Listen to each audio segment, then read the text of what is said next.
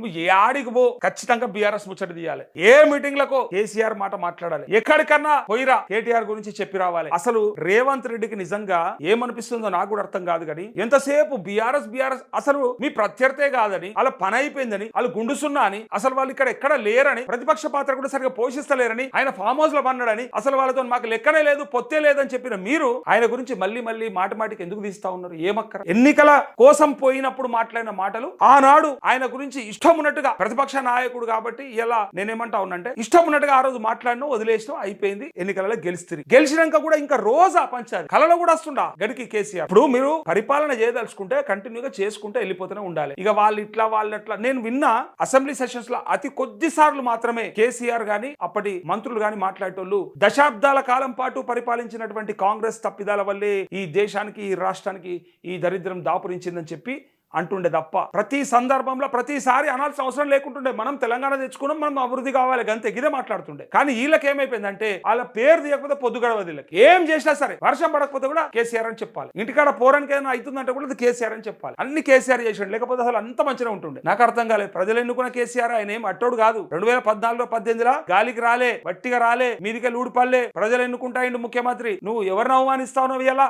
కేసీఆర్ మళ్ళీ అవమానిస్తున్నావు అంటే ఎన్నుకున్న ప్రజలను అవమానిస్తున్నట్టు. అది కూడా ఆలోచన చేసుకోవాలి.